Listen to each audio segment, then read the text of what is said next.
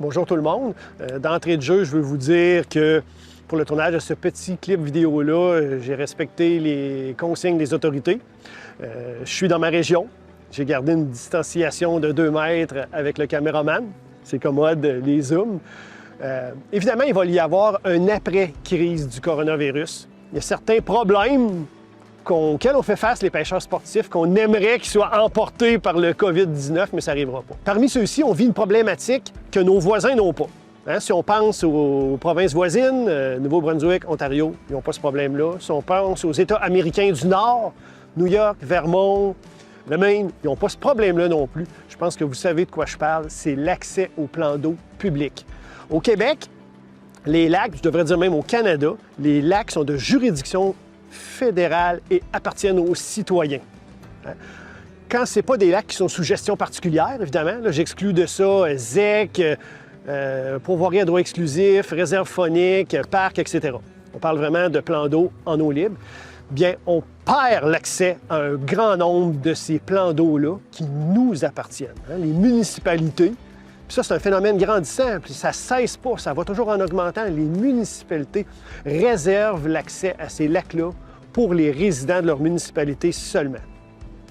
C'est un comportement qui est honteux et inacceptable. C'est un peu comme si on nous volait nos lacs. Évidemment, il faut prendre des actions contre ça, et l'Association des pêcheurs sportifs du Québec, la PSQ, est là pour ça. Au fil des ans, ils ont été rencontrés, les autorités gouvernementales, à 2 reprises, quand c'était les libéraux qui étaient là. J'étais présent. Ils comptent le faire à nouveau maintenant avec le gouvernement de la CAQ. Il y a eu aussi des actions qui ont été faites auprès de différentes municipalités. La PSQ travaille fort sur ce dossier-là.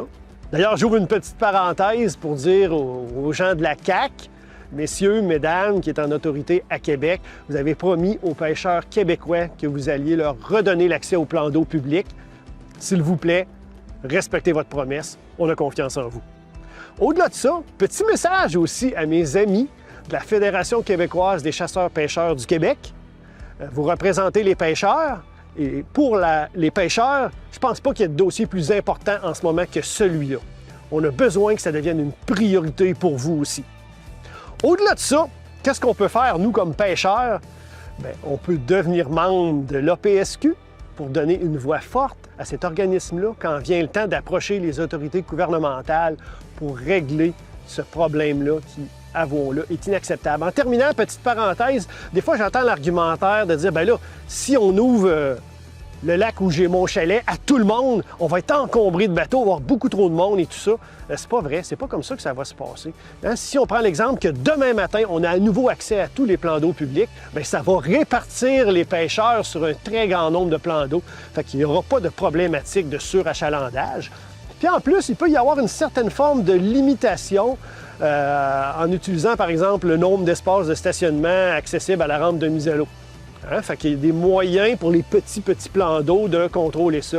Mais on se doit d'avoir accès aux plans d'eau publics qui appartiennent à tout le monde. On lâche pas les pêcheurs, on appuie la PSQ.